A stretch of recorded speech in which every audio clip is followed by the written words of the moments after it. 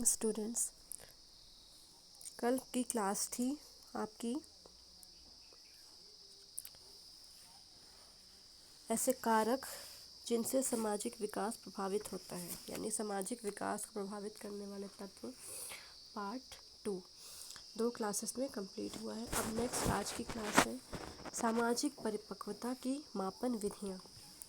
कौन कौन सी मापन विधियाँ होती हैं और इन विधियों का आविष्कार किसने किया, इनमें क्या विशेषताएं होती हैं, इसके बारे में आज की क्लास है आपकी। तो आइए शुरू करते हैं।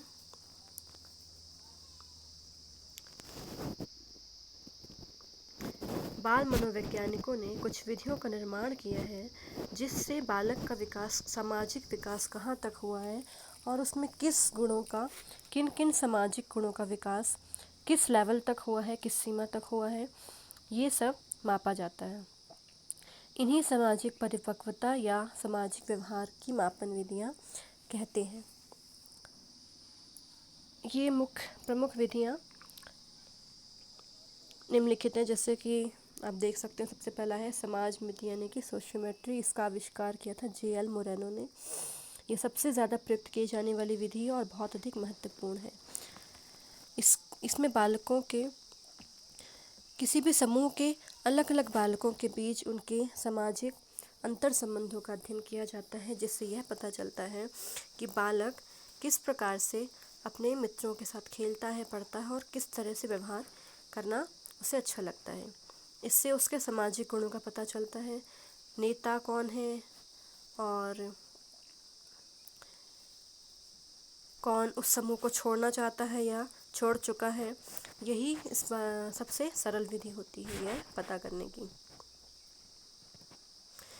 उदाहरण के लिए, अगर किसी बालक से पूछा जाए कि तुम किस बालक के साथ कार्य करना, पढ़ना पसंद करोगे, तो तुम्हें सबसे अधिक पसंद हो उसका नाम बताओ, जिसके साथ तुम खेलना चाहते हो। तो जो बालकों से उत्तर प्राप्त होते हैं उनके आधार पर एक चार्ट बनाया जाता है, जिसमें समूह के जितने भी बालक होते हैं उनके गुणों के आधार पर उनका स्थान उनको दिया जाता है। इसी चार्ट को कहते हैं सोशियोग्राम। तो सामाजिक गुणों का अध्ययन करने के लिए अन्य और भी बहुत सारे सोशियोग्राम चार्ट बनाए जाते हैं अलग अलग समूहों के बालकों के हिसाब से। फिर नेक्स्ट विधि होती है वाइनलैंड सामाजिक परिपक्वता स्केल, जिसे हम द वाइनलैंड सोशल मैच्योरिटी स्केल भी कहते हैं। यह डॉक्टर एचकर ए डॉल ने इसका निर्माण किया था और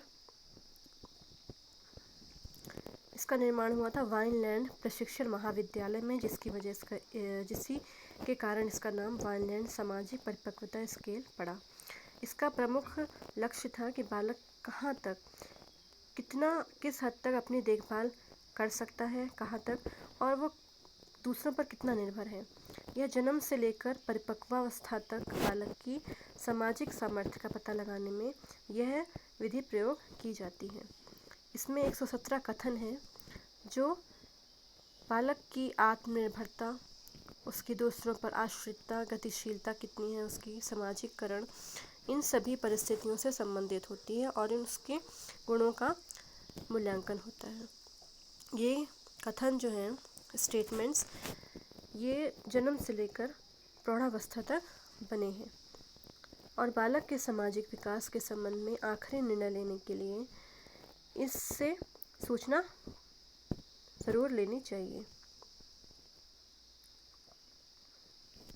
फिर नेक्स्ट है जीवन वृत्तांत विधि। यह भी एक बहुत सरल विधि होती है। इसमें बालक के सामाजिक व्यवहार से संबंध में उसके माता पिता, अभिभावकों, पड़ोसियों, मित्रों, शिक्षकों आदि से पूछताछ की जाती है और एक लेख तैयार किया जाता है, जैसे कितनी आयु में उसने खड़ा होना सीखा, चलना कौन सी आयु में सीखा, वस्त्र पहनना कब शुरू किया, लिखना कब शुरू किया, पढ़ना कब शुरू किया, ये, और वो कौन से खेल में ज़्यादा रुचि लेता है। और इस तरह से क्रमिक वृत्तांत को पढ़कर हम बालक की सामाजिक प्रगति के संबंध में डिसीजन लेते हैं। फिर नेक्स्ट है सामाजिक स्थिति दिशा विधि। इसके द्वारा बालक का अध्ययन ये किया जाता है कि कौन से समूह पर, जो भी उसका समूह है उसका कितना प्रभाव बालक पर पड़ा है। सामाजिक प्रतिक्रियाओं की तुलना की जाती है। इसके द्वारा बालक की संपूर्ण परिस्थिति का अध्ययन किया जाता है। यह बिल्कुल नई तकनीक है, नई विधि है। फिर नेक्स्ट है चित्र विधि। इस प्रकार इस विधि के अंतर्गत बालकों को अलग अलग सामाजिक परिस्थितियों में रखकर उसके चित्र लिए जाते हैं। जैसे खेलते समय चित्र लेना, पढ़ते समय चित्र लेना, व्यवहार करते समय, दोस्तों के साथ उसका संबंध कैसा है, ठीक है। तो इन चित्रों को ध्यान से देखकर बालक का सामाजिक व्यवहार किस प्रकार का है इसके बारे में निर्णय लिया जाता है। तो आज के लिए बस इतना ही। Thank you.